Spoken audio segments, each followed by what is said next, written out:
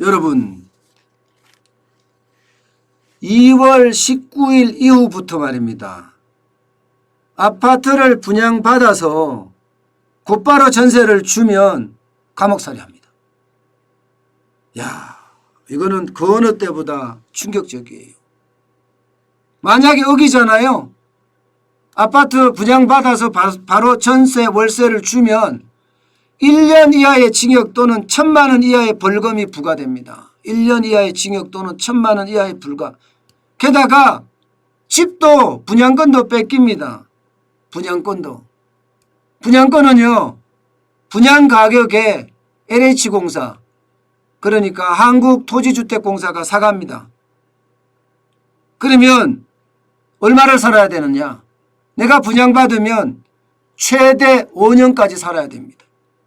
이 공공주택이나 민영주택에 따라서 다르지만 최대 5년까지 살아야 돼요. 그리고 집을 팔아야 됩니다.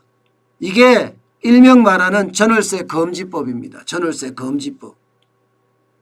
일명 전월세 금지법이에요. 무슨 말이냐.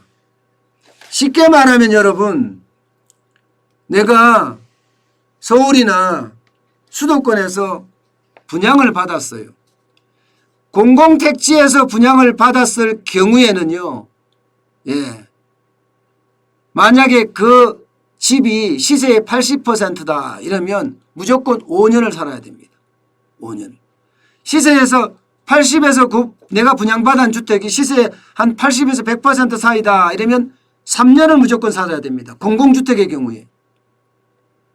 반면에 민영택지의 경우는요. 인근 시세 대비 80%면 3년, 80에서 100%면 2년을 무조건 살아야 돼요. 실거주 의무 기간이 존재하는 겁니다. 야, 이거요 여러분 생각보다가 엄청난 충격을 줄 겁니다. 당장 2월 19일 이후에 분양받는 주택은 모두 분양받은 사람이 실거주해야 된다고 이야기하니까 말입니다. 이게 결국 시장에 어떤 영향을 미칠 거냐. 이게 뻔한 이야기예요. 그러면 참 안타깝게도 무주택자는 앞으로 서울 수도권에서는요. 이제 새 아파트 들어가서 살려고 생각도 못하는 거예요. 오늘 19일부터 분양이니까 한 2, 3년 후에 들어가겠죠. 그죠? 그러면 2, 3년 후부터는 무주택자가 새 아파트에 살 권리조차 없게 되는 거예요.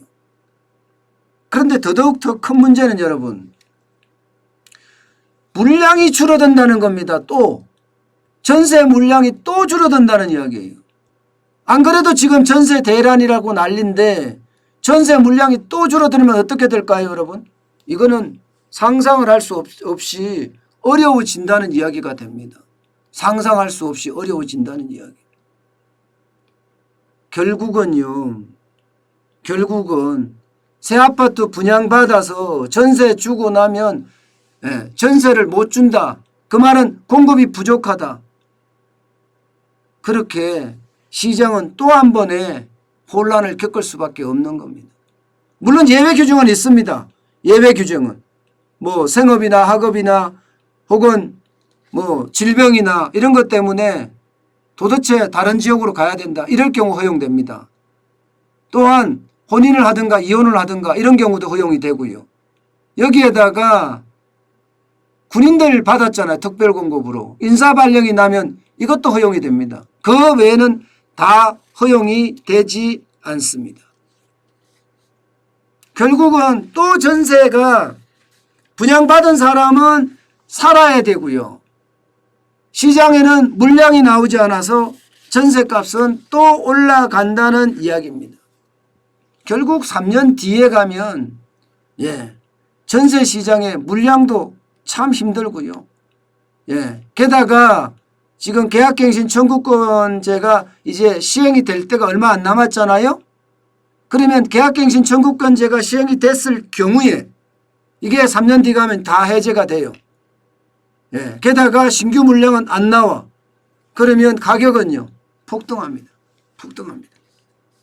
지금 현재대로 간다면 지금 문재인 정부가 이제 지고 다음 정부에 누가 들어오든 좌파 정부가 와서 문재인 정부의 어떤 그 정책을 개성한다면 그렇게 될 수밖에 없을 겁니다.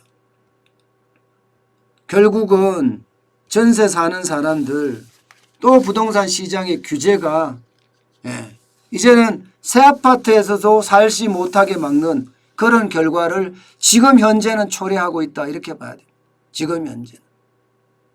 그 정도로 새 아파트를 분양받고도 이제는 들어가 살아야 되니까 부담도 커지고 그에 따르는 쉽게 말하면 무주택자들은 새 아파트에 살 권리조차 없어지는 그런 희한한 상황을 맞을 수가 있다는 거죠.